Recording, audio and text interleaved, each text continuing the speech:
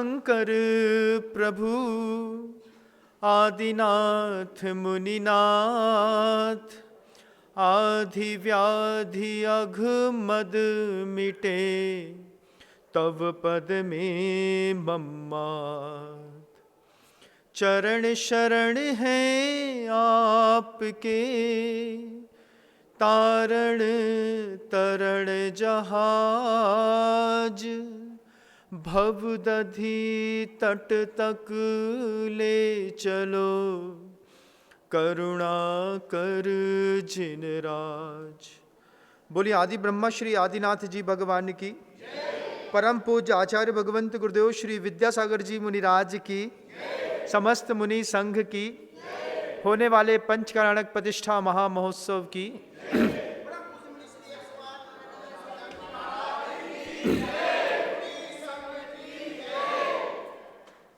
गांव के बीच में एक कुआं था।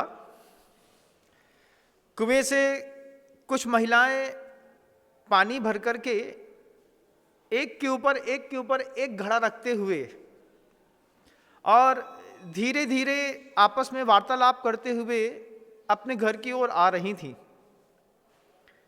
रास्ते में कुछ युवकों ने वो दृश्य देखा कि महिलाएं हैं, महिलाओं में भी रूपवती हैं और उन रूपवती महिलाओं के सिर पर घड़े रखे हुए हैं। युवकों ने घड़ों से पूछा, जिससे मैं बात करने के लिए तरसता हूं तो उसके सिर पर कैसे चढ़ गया। युवकों ने घड़े से पूछा कि मैं जिससे बात करने को, जिसको देखने को तरसता हूं, तो उसके सिर पर कैसे चढ़ गया, एक बार बताओ। घड़ा युवक से बोला। युवक घड़े से पूछता है, जिससे बात करने के लिए मैं तरसता हूं, उसके सिर पर कैसे चढ़े हो ये बताओ। क्या किया तुमने कि इस स्त्री ने तुमको अपने सिर पर चढ़ा लिया। घड़ा युवक से कहता है, पहले तो हम कुल तजे, रासब हुए सवार। बहुत गौर से सुनिएगा, आपको बहुत आनंद आएगा। पहले तो हम कुल तजे, रासब हुए सवार, कूट पीट सीधो कियो, दियो चाक में डार। वो घड़ा कहता है कि हमने क्या क्या सहा है किसी स्त्री के सिर पर चढ़ने से पूर्व में। एक बार उसके शब्दों में देखिएगा। पहले तो हम कुल तजे, रासब हुए सवार, कूट पीट सीधो कियो, दियो चाक में डार, शीस काट भू पर धरो, सही धूप और शीत, तोक अवाड़े सिर थियो, थिर कियो, बिक्स्यो रूप अनूप। उसके बाद भी रहाई न पड़ी, धनी ग्राहक दोनों मिले, लीनो ठोक बजाए, और इतने संकट सब सहे, तब चढ़ा शीस पर आए। घड़ा क्या कहता है, क्या क्या किया हमने किसी स्त्री के सिर पर चढ़ने के लिए। एक घड़े को, कलश को कितनी मेहनत करनी पड़ी। घड़े ने अपने शब्दों में कहा कि सबसे पहले तो हम कुल तजे, हम कहाँ किसी खदान में पड़े थे, अपने संगी साथियों के बीच में रहते थे, लेकिन पहले अपना कुल तज के आए। और कुल तजा ही नहीं, कुल तजने के बाद रासब हुए सवार, गधे के ऊपर हमको चढ़ना पड़ा। फिर गधे के ऊपर चढ़े। अब गधे के ऊपर चढ़ करके कुम्हार के घर तक आए। पहले तो हम कुल तजे, रासब हुए सवार, फिर उसके बाद कहते हैं कूट पीट सीधो कियो। जितने कंकड़ पत्थर, मिट्टी, ईटा, चूरा, जो भी अंदर विकृतियां थीं, तो पानी डाल करके, और कुम्हार ने हाथ से रौंदता नहीं है जैसे आप आटा रौंदते हैं, कैसे रौंदता है, पैर से पानी डालता जाएगा, मिट्टी का एक एक अंग तोड़ता चला जाएगा। उसमें पत्थर होंगे, कंकड़ होंगे, बारीक पत्थर भी होगा, सब निकालता चला जाएगा। फिर कूट पीट सीधो कियो। उसके बाद आचार्य कहते हैं दियो चाक में डार। अब कूट पीट करके सीधा तो कर दिया, सीधा करने के बाद चाक में घुमा दिया। कब तक घुमाया? जब तक बिल्कुल गोल और चिकना ना हो जाए तब तक तो हमको पहले घुमाया। उसके बाद शीश काट भू पर धरो। जब कलश का पूरा शेप बना दिया चाक पे डाल करके, तो एक डोरी होती है, उस डोरी से उसको काटा नीचे से। शीश काट भू पर धरो, सहो शीत और धूप। और उस पर धरने के बाद उस जगह पर कुम्हार के उस मकान में अच्छी ठंडी पड़ रही थी, तो मैंने पूरी ठंडी सही, रात भर ओस की बूंदें सही, और गर्मी पड़ रही थी तो पूरी की पूरी गर्मी सही, छोड़ करके मुझे चला गया। इस पर भी रहाई नहीं पड़ी। इसके बाद कहते हैं तोक अबाड़े सिर थियो।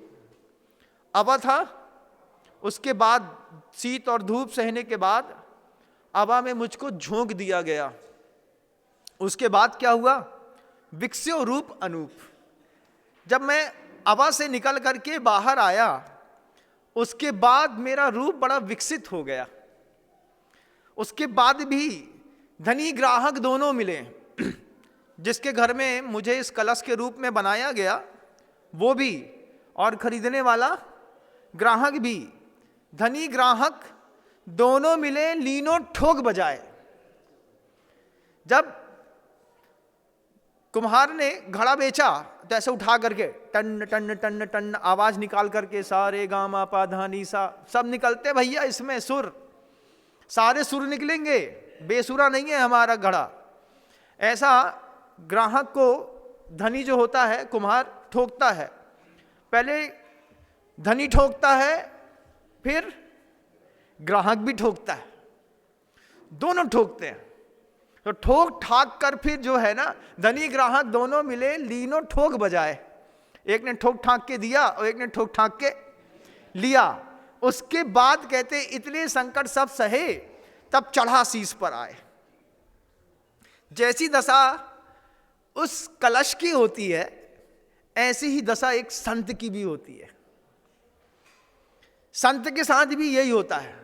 क्या होता है? पहले तो हम कुल तजे, घर के अंदर बैठे थे, माँ अच्छे से खिलाती थी, पिलाती थी, गरम गरम देती थी, पिता मनोहार करते थे, गाड़ी घोड़ा था, सब कुछ था।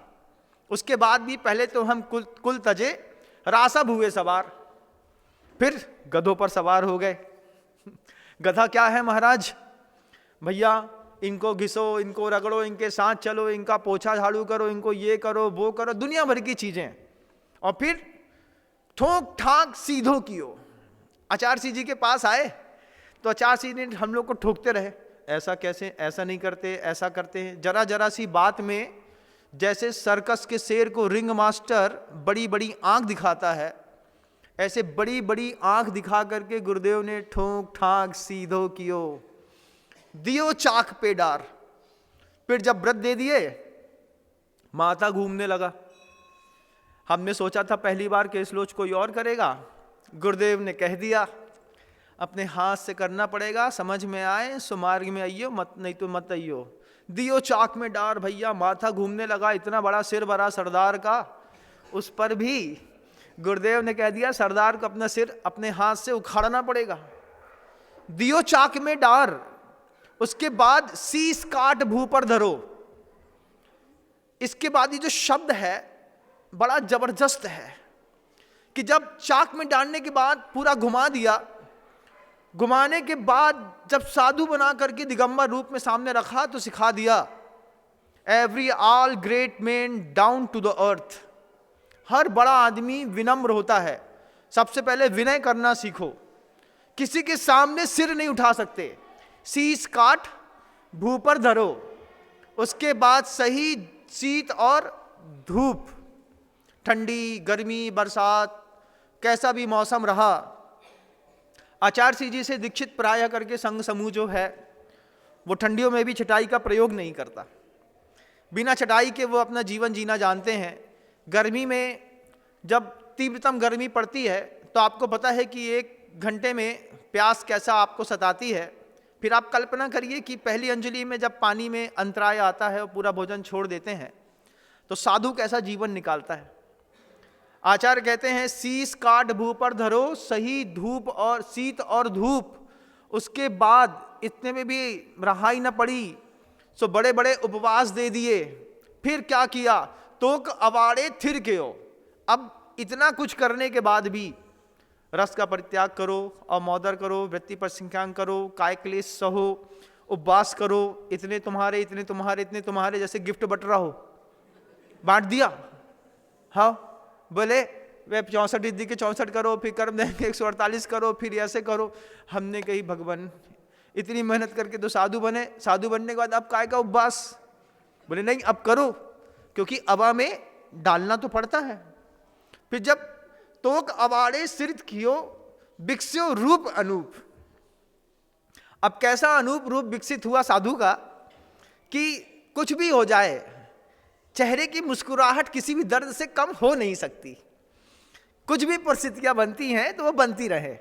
गुरुदेव ने सिखाया कि अपने शारीरिक कष्टों को, दर्दों को अपने प्रोफेशन पर कभी हावी होने मत देना। तुम्हारा प्रोफेशन है सामायिक, तुम्हारा प्रोफेशन है प्रत्याख्यान, तुम्हारा प्रोफेशन है प्रतिक्रमण, इस पर ये नहीं चिल्लापो नहीं करना है। अरे पैर छिल गया है अब कैसे करें, पहले पहुंचने के बाद पैर बाद में धोना।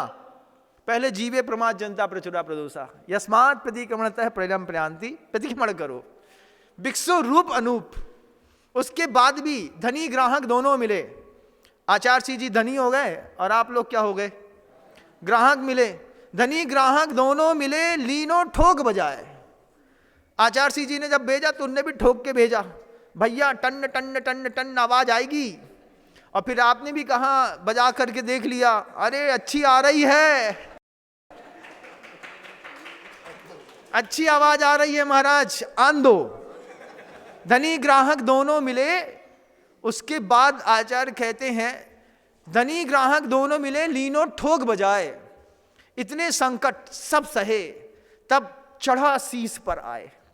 तब संत भी, एक साधु किसी श्रावकों के मस्तक पर 24 घंटे क्यों बैठा रहता है, उसके पीछे की कहानी किसी महिला के सिर पर चढ़े हुए उस कलश से पूछिएगा। कलश की और संत की एक सी जिंदगी होती है, बिल्कुल एक सी जिंदगी, कि वहां पर गुरु ठोकते हैं, यहां पर खरीदार ठोकता है, वो बेचारा ठुकता ही रहता है, लेकिन उसको ठुकने में आनंद आता है। क्यों? क्योंकि सारे गामा पाधानी सा, ये आवाज निकालने के लिए ही गुरुदेव ने ठोक ठाक करके तैयार किया था। क्योंकि अगर तुम जहां थे वहीं पड़े रहते तब तो तुम्हारी कोई कीमत नहीं थी। फिर उसके बाद जब कलश बोलता है उस पुरुष से, इतना कुछ सहा है तब इस रूपवती स्त्री के सिर पे आकर के बैठा हूं। जिन शासन की अपने आप में ऐसी अचिंत महिमा है बंधुओं, ऐसी अचिंत महिमा है कि जिन शासन को पा करके जिस जीव ने स्वीकार किया है वो हर व्यक्ति निहाल हो गया। कुत्ते ने स्वीकार किया तो कुत्ता यक्ष बन गया। नाली में पड़े कीड़े ने जिन शासन के उस मंत्रों को सुना तो वो स्वर्ग में जाकर के देव बन गया। भील ने स्वीकार किया तो वो कुंद बन गया बंधु। शेर ने स्वीकार किया तो महावीर बन गया। किसी मांसाहारी राजा ने स्वीकार किया तो आदिनाथ बन गया। जिन शासन की ऐसी अचिंत महिमा है, उसी अचिंत महिमा का सहारा लेकर के सीता को वनवास मिला था। सीता वनवास में जब गई तो सिर्फ अकेली वो वनवास में नहीं गई, पेट पर 2 पुत्रों का भार था। उन 2 पुत्रों के भार के बीच में बियाबान जंगल में माता सीता जब चुपचाप अपना जीवन जी रही थी, अगर ऋषियों और मुनियों का सहारा नहीं मिला होता, इस अचिंत धर्म की महिमा वाले उस धर्मों को उसने नहीं जाना होता, कैसे जी पाती कोई स्त्री अकेली अपने बियाबान जंगल में, जबकि उसको पता है पेट में गर्भ का भार भी है। सीता उस वक्त भी संतों की उस अचिंत वाणी का चिंतन करती। चिंतन करते करते करते वो गर्भस्थ शिशु को भी वो बात समझाती जो उसको खुद समझ में आ रही थी। जब लव और कुश सीता के नेत्रों का विषय बनने लगे, जब लव और कुश धीरे धीरे बड़े होने लगे, सीता हर बार दूध में जैसे घूंटी पिला करके आप बच्चे को पुष्ट करते हैं, माता सीता ने लव और कुश को इस बात से पुष्ट किया कि हर वस्तु की 4 गति होती है। माता सीता हमेशा लव कुश को सिखाती थी। आप अपने बच्चों को सिखाते हैं कि नहीं सिखाते मुझे नहीं पता, लेकिन अगर नहीं पता हो तो सिखाइएगा अपने बच्चों को। हर वस्तु की 4 गति होती है, या तो वो व्यर्थ होता है, या वो अनर्थ होता है, या वो सार्थ में होता है, या परमार्थ में होता है। समय को देख लीजिएगा, इंद्रियों को देख लीजिएगा, मन को देख लीजिएगा, क्षमा को देख लीजिएगा, क्रोध को देख लीजिएगा। दुनिया में कोई भी एक शब्द के साथ ये 4 शब्द लगाइएगा, या तो ये व्यर्थ हो रहा है, या अनर्थ हो रहा है, या सार्थ हो रहा है, या इससे परमार्थ हो रहा है। समय को देख लीजिए, उदाहरण से बहुत जल्दी समझ में आता है। मोबाइल में रील्स देख करके जो आप बहुत एक लंबा समय गुजार देते हैं, उससे क्या अनर्थ हो रहा है कि व्यर्थ हो रहा है? क्या हो रहा है? व्यर्थ हो रहा है। लेकिन उसी समय में आप जाकर के अगर मान लीजिए कोई हिंसा के काम कर रहे हैं तो क्या हो रहा है? अनर्थ हो रहा है।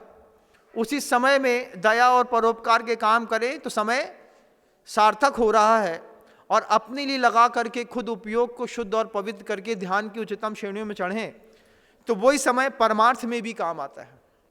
वो इंद्रियां भी अनर्थ का कारण भी बनती हैं, वे इंद्रियां व्यर्थ भी हो जाती हैं, वे इंद्रियां सार्थ भी होती हैं, और वही परमार्थ में काम भी आती हैं। ये शरीर भी, ये धन भी, ये क्रोध भी। सीता ने लवकुश को दोनों को खूब समझाया, खूब अच्छे से समझाया कि किसी भी चीज की सिर्फ 4 गति होती है। आपको समझ में आती है ये बात? आपने कभी अपने जीवन में देखिएगा आंखों को बंद करके, मेरे जीवन में मेरा शरीर व्यर्थ है, अनर्थ है, सार्थ है कि परमार्थ है? मेरा समय व्यर्थ है, अनर्थ है, सार्थ है कि परमार्थ में है? किस में लगा हुआ है? आपका पैसा व्यर्थ में जा रहा है। व्यर्थ में क्या चला गया? खाया पिया, धोया नहाया, खाया पिया, निकाल दी जिंदगी, पैसा व्यर्थ हो गया। शरीर भी व्यर्थ हो गया, समय भी व्यर्थ हो गया। फिर क्या हो गया? अब इसी शरीर के साथ में जब इस शरीर के साथ दुरुपयोग किया तो ये शरीर अनर्थ का कारण हो गया। कोरोना महामारी फैलाई इसी शरीर वालों ने, इसी शरीर वालों ने बंदूकें चलाई, गोलियां चलाई, लोगों को नाश किया। हमास इजराइल का युद्ध देखिएगा ना, शरीर क्या अनर्थ का कारण नहीं बन रहा? बन रहा है। मन भी व्यर्थ, अनर्थ, सार्थ और परमार्थ में। कि सीता लवकुश को सिखा रही है किसी भी चीज की 4 गति, व्यर्थ, अनर्थ, सार्थ और परमार्थ। अपने जीवन में देखिए, आपकी जिंदगी के 60 साल निकाल दिए, 50 साल निकाल दिए, 55 साल निकाल दीजिए, 80 साल निकाल दीजिए, व्यर्थ हुई कि अनर्थ में लगी रही? अनर्थ में लगी रही कि कभी कुछ सार्थक काम भी किए, कि परमार्थ में उपयोग भी किया? आए कोई गृहस्थ हमसे बोलने लगे, महाराज इस जन्म में तो बड़ा सुख है। इस जन्म में क्या सुख है? पत्नी अच्छी है, पुत्र अच्छे हैं, मैं अच्छा हूं, धर्म ध्यान सब कोई मिलके करते हैं, बार बार इच्छा होती है मुनि बन जाऊं, मुनि बन जाऊं, मुनि बन जाऊं, लेकिन इस जन्म में तो नहीं बन पाऊंगा क्योंकि मेरी पत्नी भी साथ में है। और अगले जन्म में पता नहीं भैया, अगले जन्म में जिनकुल मिला कि नहीं मिला।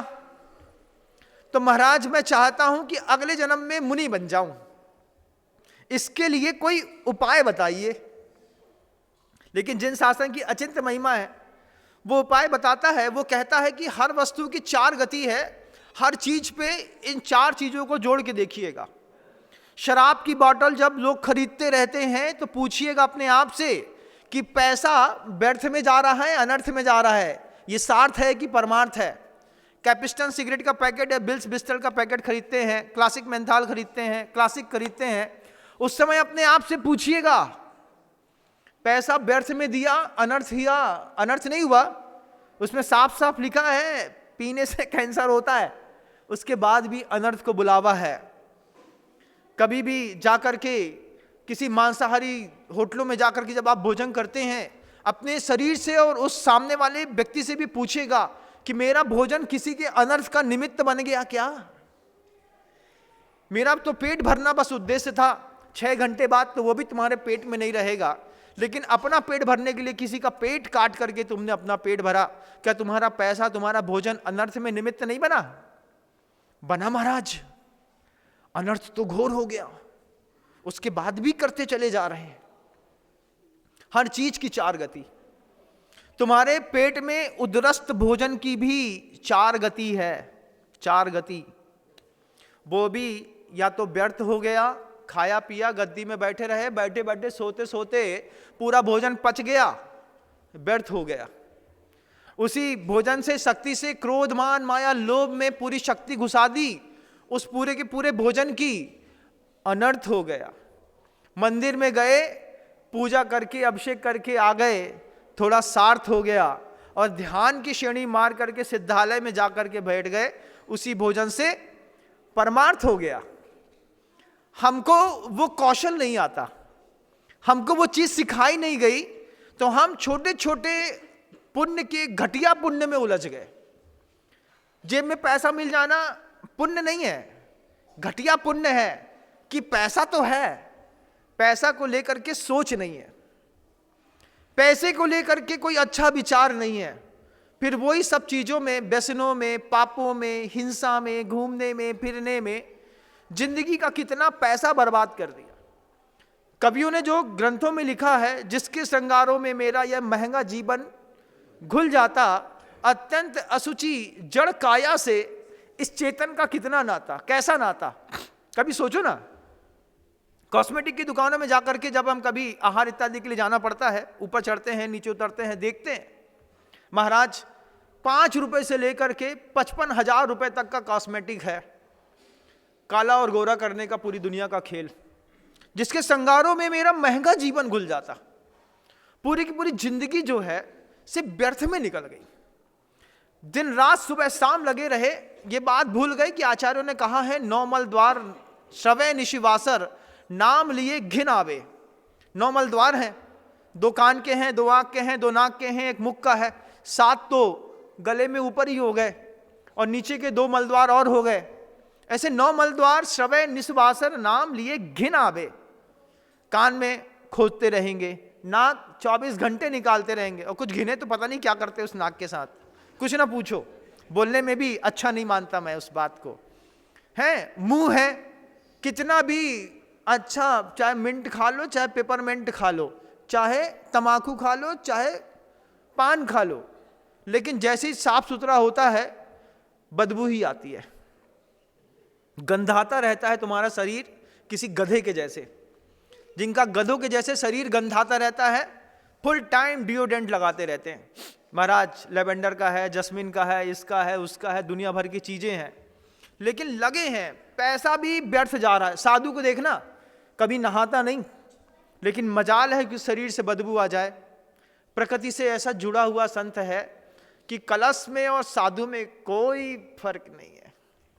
आप अपना जीवन शैली देखो, शब्दों के साथ, एक एक शब्द के साथ अपने आप को जोड़ करके अपने जीवन का खुद निरीक्षण करके देखो।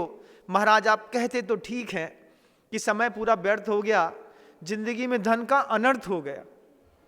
पैसा बच्चे ने मांगा पढ़ाई के नाम पर, और पकड़ा कहाँ गया? किसी होटल में, किसी पता नहीं किसके साथ। पढ़ाई भी व्यर्थ हो गई, अच्छे खासे बच्चे पैदा किए, क्या सोच करके कि जीवन में कभी अपने काम आएंगे। पढ़ाई लिखाई करके CA CFA कराया, और बच्चा पता नहीं किसी मांसाहारी लड़की को पकड़ करके विदेश में सेटल हो गया। बच्चा भी महाराज व्यर्थ तो हुआ ही हुआ, बच्चे के साथ धन का भी अनर्थ हो गया। ऐसे जैन कुल के परिवार भी देखे विदेशों में रहने वाले, जिनके माता पिता दष्टम जिनेन्द्र भवनम भवतापहारी और भक्तामृत स्तोत्र का पाठ करते हैं, और उन कपूतों ने पता नहीं कौन सी समाज में विवाह करके पत्नी के धर्म के साथ नॉनवेज खाकर के पूरी जिंदगी जीना शुरू कर दी। आने वाली संतानों को भी वो सिखा दिया। ऐसा दर्द होता है अंदर सोच करके कि पैसा, प्रभाव सब अनर्थ में चला गया। गिने चुनी माताएं हैं जो बच्चों को शुरुआत से सिखाती हैं शुद्धोसी, बुद्धोसी, निरंजनोसी, आत्मस्वरूपोसी। मंदालसा पैदा कहाँ होती? अब मंदालसा खून में गर्मी कहाँ लेकर के आती है कि बच्चे को शुरुआत से कहती है तू कपड़ा मत पहन, तेरे को साधु बनना है, तू सह, तू खड़ा हो।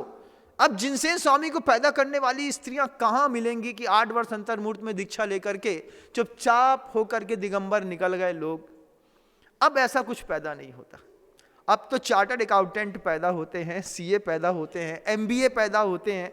अब अच्छा स्पोर्ट्समैन पैदा होता है, अच्छा बैट्समैन पैदा होता है, और माँ के मुंह में बल्ले से एक गेंद मारता है और अपनी लाइफ को सेटल करता है और निकल लेता है। जिंदगी का पूरा पुरुषार्थ व्यर्थ हो जाता है बंधु। पूरा का पूरा पुरुषार्थ में आग लगा दी जरा सी बात पे। अपने जीवन का अंतिम क्षणों में भी ऑब्जर्वेशन करिएगा। उस व्यक्ति ने जब हमसे पूछा कि महाराज इस धर्म में, इस जन्म में तो सब अच्छा मिल गया, इस जन्म में पत्नी अच्छी मिल गई, पुत्र अच्छा मिल गया, धर्म मिल गया, आप मिल गए, आपको देख करके इच्छा होती है मैं भी मुनि बनूं, लेकिन अगले जन्म में साधु बन पाऊंगा कि नहीं? मैंने कहा उसका जवाब तुमको मंच में देंगे। उसी का जवाब है ये कि पहले ये देख लो कि जीवन में व्यर्थ कितना है और अनर्थ कितना है। जीवन में देख लो कि सार्थ कितना है और परमार्थ कितना है।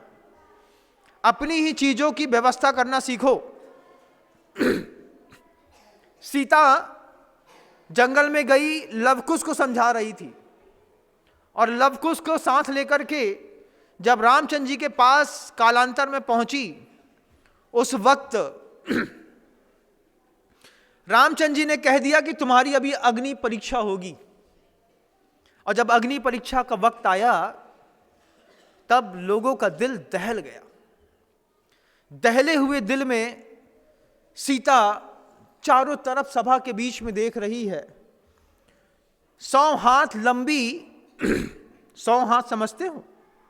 150 फुट लंबी, 50 हाथ चौड़ी ऐसी एक अग्नि की बहुत बड़ा कुंड बनाया था, जिस पर सीता के चलाने के लिए ठसाठस धधकते हुए अंगारे रख दिए थे, जिसकी आंच से पूरा का पूरा राजमहल का वातावरण गर्म हो गया था। उस स्थान पर सीता को खड़ा किया। लवकुश के सामने खड़े थे, रामचंद्र जी सामने खड़े थे, लक्ष्मण सामने खड़ा था, पूरी सभा खड़ी थी। एक छोटे से व्यक्ति ने छोटा सा मुंह से क्या जवान से कुछ बोल दिया, और रामचंद्र जी ने सीता की इतनी बड़ी अग्नि परीक्षा ले ली। 50 हाथ 70 फुट चौड़ा, 150 फुट लंबा कोई अग्नि का कुंड हो, उस पर माता सीता को चलने के लिए खुद उसका पति बोले, बगल में देवर खड़ा हो, पुत्र खड़े हो, जनता की आंख में आंसू आ रहे थे। जनता रो रही थी। रोती हुई जनता को देख करके सीता मुस्कुरा दी। मुस्कुरा करके कहती है कि लवकुश भी रो रहे थे, लक्ष्मण भी रो रहे थे, रामचंद्र जी खुद भयभीत थे। पूरी की पूरी जनता जो आसपास बैठी थी, वो सारी की सारी जनता के बीच में आंसू की अविरल धार बह रही थी। इतने लंबे चौड़े अग्नि कुंड से माता सीता को निकाल करके क्या चाहते हैं? इसकी आंच से हमारा अंग जला जा रहा है। जब उसमें वो पैर रखेगी अपना कोमल सा छोटा सा, माता सीता का बिल्कुल लाल लाल दिखने वाला पैर, और धधकते हुए अंगारे भी बिल्कुल लाल लाल, कैसे उस पर पैर रखेगी? क्या होगा माता सीता का? सब सोच रहे थे। सीता मुस्कुरा करके लक्ष्मण के साथ सब लोग से कहती है, तुम लोग रो क्यों रहे हो? यही बात आपको भी समझनी है। माता सीता कहती है कि तुम रो क्यों रहे हो? क्या तुम्हें संदेह है? नहीं, संदेह तो नहीं है। जब तुम्हें संदेह नहीं है तो फिर तुम्हारी आंख में आंसू क्यों है? जन शासन की अचिंत्य महिमा है। मैंने अपना सर्वस्व दिया है अपने प्रभु को। मेरा मन उस परमार्थ में, उस सार्थ में लगा था। मैंने अपने मन से कभी व्यर्थ नहीं किया, मन को कभी अनर्थ में नहीं डाला, कभी पर पुरुष की चिंता भी मन में नहीं करी, मन को मैंने व्यर्थ होने ही नहीं दिया। फिर तुम इस दृश्य को देख करके रो क्यों रहे हो? अग्नि परीक्षा मेरी है, आंख में आंसू तुम्हारे हैं। निश्चित तुमको मां भारती पर संदेह है, निश्चित तुमको जिनवाणी पर संदेह है। जिनवाणी ने कहा था कि जीवन व्यर्थ, अनर्थ, सार्थ और परमार्थ में चार में से एक स्थितियां, हर चार एक गति होती है। मैंने अपनी पूरी जिंदगी में सिर्फ परमार्थ किया है, और जब मुझे मां भारती पे, जिनवाणी पर विश्वास है, तो फिर मेरे साथ गलत होगा नहीं। और जब गलत होगा ही नहीं तो फिर तुम्हारी आंख में आंसू क्यों है? लेकिन संदेह होता है, जैसे आप लोगों को होता है। आप लोगों को क्या होता है? महाराज हमारे पापा खत्म हो गए, अब उनको का भाव हुई है? पूछते हैं कि नहीं? पूछते हैं। महाराज हमारी पत्नी रह रह करके हमें याद आ रही है। हम कहे भूतनी मन के रात में जगा तो नहीं रही? नहीं जगा रही महाराज, लेकिन रह रहे की याद आ रही, उनको का भाव हुई है? जिसने जिन शासन के महानतम सूत्रों को नहीं समझा। माता सीता कहती हैं कि जब मैंने अपना सब कुछ अच्छा दिया है, जब कभी मैंने किसी के साथ अनीति की नहीं है, मां भारती पर मुझे विश्वास है, गलत हो नहीं सकता। आप पूछते हैं महाराज हमारे बब्बा को, हमारे पापा को, हमारी पत्नी को का भाव, कोरोना में चली गई, उनको का भाव? हम पूछना चाहते हैं आपसे कि आपके पास जो सबसे उत्तम था उसका आपने किया क्या? शरीर उत्तम था, ज्ञान उत्तम था, धन उत्तम था। आचार्य भगवंत कहते हैं कि जिस व्यक्ति ने जिंदगी भर अपनी संपत्ति सिर्फ दान में खर्च करी है, उसके मरने के बाद अफसोस करने की कोई जरूरत ही नहीं है। एक आदमी आया, उसने कहा भैया मंदिर में चांदी को छत्र नहीं है, चांदी को छत चाने कछु हो तो? हाँ भैया जे 50 ग्राम चांदी पकड़ो। फिर दूसरी बार आया, कहा भैया एक विमान बनाना है, विमान बनाने में 5 किलो चांदी लगे, पैसा है भैया ये चांदी पकड़ो। किसी पंचकर्णा की प्रतिष्ठा की आवाज तक सुन ली कि फलाने महाराज जी के सानिध्य में यहाँ पर पंचकर्णा खो रहे हैं, उसने जाकर के वहां से अपना पैसा भेज दिया, भैया ये 25,000 पकड़ो। हम वहां जाएंगे नहीं, हमको पंचकर्णक में जाना नहीं, हमको वो देखना नहीं, लेकिन फिर भी कृत कारित अनुमोदन मन वचन काय से समरम समारंभ आरंभ से हम उस कृत्य की अनुमोदना करते हैं, उसमें दान देते हैं। लोगों ने दान दिए। जिस व्यक्ति ने पूरी जिंदगी दान दिया हो, दान भी कैसा कि जो तुम्हारे काम का है वो तुम संभाल लो, जो तुम्हारे काम का नहीं है उसको छोड़ दो। अपने घर में देखो ना कितना पैसा पड़ा है, बैंक बैलेंस पड़े हैं, प्रॉपर्टियां पड़ी हैं, जो तुम्हारे काम का है उसको संभालो तुम, कोई मना नहीं है। लेकिन जो तुम्हारे काम का नहीं है उसको छोड़ दो। जैसे नाखून होते हैं ना, होते हैं कि नहीं? हाँ महाराज, नाखून जब बढ़ जाते हैं तो है तो वो तुम्हारे शरीर से जन्मे, लेकिन एक वक्त के बाद जैसे वो नाखून किसी काम के नहीं होते हैं तो आप उसको काट देते हैं। अब काटने के बाद क्या उस नाखून को संभाल के रखते हो? संभाल के नहीं रखते महाराज। नाखून घर के अंदर पड़ा रहेगा तो घर में कलह होती है। क्या करते हैं? कागज में बांध करके मिट्टी में अंदर गड़ा देते हैं, भैया ये रखा, हमारा था, हमारे शरीर से जन्मा था, हमारा, हमको उसने सहयोग किया, आज किसी काम का नहीं है, इसका मैं त्याग करता हूं, अपने हाथ से काट के तोड़ के गड़ा देता हूं। ऐसे ही धन है, ऐसे ही मन है, ऐसे ही समय है, ऐसे ही शरीर है, हमारा है, अभी हमारे किसी काम का नहीं है, आपके लिए समर्पित है। भैया व्यक्ति करना, सेवा करना, धन है तो दान देना, आपसे जन्मा है, आपकी वस्तु है, लेकिन अब आपके काम की नहीं रही। हम अपने नाती को देके जाएं, हाओ फिर तुम्हारा नाती का कर है, वो बुलेट खरीदे महाराज, वो फटफटी बड़ी वाली होत है, वो बड़ी वाली फटफटी में पेट्रोल भरा के वो पूरी स्पीड से चला, उसकी 280 की स्पीड आए तो इसी रोड में चलाए और एक दिन हेलमेट टूट जाए और लड़का गिर जाए, बोले तुम्हारा पैसा भी गाओ, तुम्हारी बुलेट भी गई, तुम्हारा नाती भी गाओ। इसके लिए तो पैसा दान में देते हैं, इसके लिए तो विचार बनता है। लेकिन आचार्य कहते हैं वे लोग क्या होंगे गजब के कि उनको दिखा कि हमसे जन्मा था, हमारा था, आज हमारे किसी काम का नहीं है, गुरु के सामने छोड़ दिया, बुद्धिपूर्वक दे करके चले गए। और ऐसे लोग अगले जन्म में, आज जो धर्मात्मा है, ऐसे लोगों को अगले जन्म में भी धर्म करने का मौका मिलेगा। सीता कहती है लक्ष्मण से, जब मैंने अभूतपूर्व दान दिया है, जब मैंने मन से किसी का स्मरण तक नहीं किया है, जब मुझे अपनी पवित्रता पर संदेह नहीं है, तुमको भी नहीं है, तो फिर रो क्यों रहे हो? जब तुमको अपने पिता की मृत्यु पर संदेह होगा, तुमको लगेगा कि हमारे पापा ने तो ऐसा कछु काम नहीं करो, अब जे मरे के बाद कहाँ गए, तो जाके महाराज से पूछो, महाराज हमारे पापा को का भाव, कुत्ता बने कि बकरिया? बोले काहे? कहा कि मैं करत रहे, भों भों करत रहे, लेकिन कबूतदान नहीं दो हमारे पापा ने। काहे नहीं दो? हमारी इन सब में विश्वास नहीं है, हम इन सब चीज़ों पे विश्वास नहीं रखते, मंदिर पूजा से हमको कोई मतलब नहीं है। ये शब्द कह करके कहने वाले व्यक्ति ने अपने पैर पर खुद कुल्हाड़ी मारी है। आज नहीं तो कल जब इसका असर निकलेगा तब समझ में आएगा। अगर आप पुनर्जन्म को मानते हैं तो आप ऐसे शब्द बोल नहीं सकते कि मुझे अभिषेक पर विश्वास नहीं है। और मन की बड़ी एक बुरी चीज है, वो कभी भी अकेले में नहीं रखता। आप अकेले में मंदिर जाकर के भगवान की पूजा नहीं कर सकते। आप अकेले में भगवान का पूरे उच्चतम भावों के साथ अभिषेक और शांति धारा नहीं कर सकते। इसके लिए आचार्यों ने सामूहिक धर्म ध्यान की व्यवस्था रखी है। सामूहिक धर्म ध्यान में कोई नया नया व्यक्ति भी आता है तो उसका मन लग जाता है। कभी देखिएगा, जब कभी भी आप शादी पार्टी में जाते हैं, जब सब कोई नाचते रहते हैं तो आपके पैर में थिरकन बहुत जल्दी आ जाती है। प्रवचन चल रहा हो, 100 लोग सुन रहे हो, एक आदमी आया, विश्वास नहीं था लेकिन चुपचाप बैठ गया, इतने लोगों की श्रद्धा है, मैं भी अपनी श्रद्धा समर्पित कर देता हूं। उसने भी गौर से 2 शब्द तो सुन ही लिए। सामूहिक धर्म ध्यान की बहुत बड़ी कीमत है। और सामूहिक धर्म ध्यान में भी आचार्य कहते हैं कि मान लीजिए आप काया से नहीं कर रहे हैं तो मन से तो कर रहे होंगे, मन से नहीं कर रहे तो वचन से तो कर रहे होंगे, वचन से नहीं कर रहे हैं तो अनुमोदना से तो धर्म ध्यान कर रहे होंगे।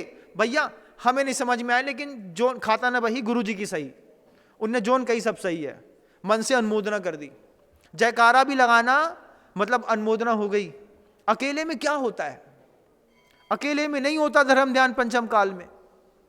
सामूहिक धर्म ध्यान होता है और सबका मन लगता है, सबका वचन लगता है, सबकी काया लगती है। तुम कहीं ना कहीं से तो धर्मात्मा बने हो। सामूहिक धर्म ध्यान की खासियत है, मिथ्या दृष्टि व्यक्ति को भी पीछे ला करके बैठा दो, वो भी धीरे से 4 अपने मतलब की बातें तो निकाल करके अपनी जीवनोपयोगी वस्तु को लेकर के यहां से चला जाएगा। अकेले बैठा दो किताब के सामने और बोलो कि हाँ लो पढ़ लो सीख लो। किताबें सबसे बात नहीं करती, उसकी बात करने के लिए वो काम करना पड़ता है। पहले तो हम कुल तजे, फिर रासब हुए सवार, उसके बाद कूट पीट सीधो कियो, दयो चाक पर डार। जब इतना सब कुछ करोगे तब जाकर के किताबें आपसे बात करती हैं। हर आदमी से ग्रंथ बात नहीं करते, लेकिन निर्ग्रंथ की बात हर आदमी तक जाती है। ये खासियत है अपने आप में। आप सोचिएगा सामूहिक धर्म ध्यान का क्या करिश्मा होता है कि मन वचन काय संरम सारंभ आरंभ कृत कारित अनुमोदना, इन 9 कोटि में से कहीं ना कहीं से तो आप जरूर जुड़ते हैं। और इसका तीनों का आपस में गुणा करने पर इसके 81-85 भेद अलग बन जाते हैं। और इसमें ये 4 और जोड़ देते हैं, क्रोध मान माया लोभ, ये तो आश्रव के द्वार हो गए। ये मन वचन काय कृत कारित अनुमोद संरम समारंभ और आरंभ, इनका आपस में गुणा करने पर कहीं ना कहीं से तुम धर्मात्मा तो सिद्ध हो जाते हो। सामूहिक धर्म ध्यान में मेरा मन नहीं लग रहा था, वचन लगा, वचन नहीं लग रहा था, काया लग गई। काया नहीं लग रही थी, हम बैठे रहे, हमने कहा जो मोड़ा जो कर रहे सब सही है, अनुमोदना कर दी। हम पूजा नगर हैं, हाँ भैया तुम पानी खींच दो, पानी खींच के चले गए। संभ्रम समारंभ आरंभ कुछ तो किया तुमने, लेकिन धर्म के लिए। हर व्यक्ति धर्मात्मा हो गया, अकेले में कोई धर्मात्मा नहीं हो पाता। सीता ने लक्ष्मण से कहा, लवकुश से कहा, जब मुझे अपने पुरुषार्थ पर संदेह नहीं है फिर तुम्हारी आंख में आंसू नहीं आना चाहिए। मैं आप लोगों से भी कहना चाहता हूं कि अगर आपको अपने पुरुषार्थ में संदेह नहीं है तो फिर रोने की कोई बात ही नहीं है। और जब तुमको खुद लगता है कि मैंने अपना धन, मैंने अपना वन, अपना वचन, अपना वतन, अपना तन सब व्यर्थ कर दिया या अनर्थ में डाल दिया है, अभी भी मौका है सार्थ और परमार्थ में लगाने का। इसी को कहते हैं अंत भला सो सब भला।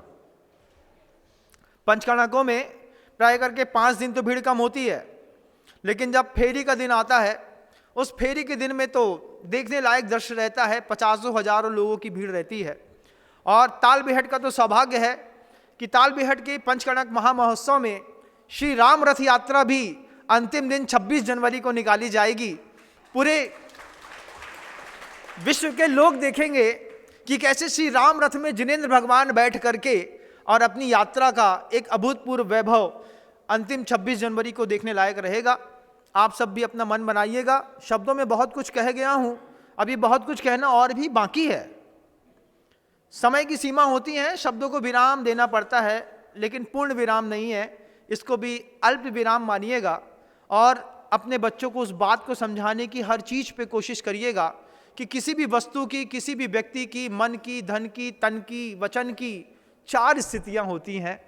या तो वो व्यर्थ हो जाता है, या उससे अनर्थ हो जाता है, या तो उसका कोई अर्थ निकलता है तो सार्थ हो जाता है, या वो परमार्थ में लगाता है।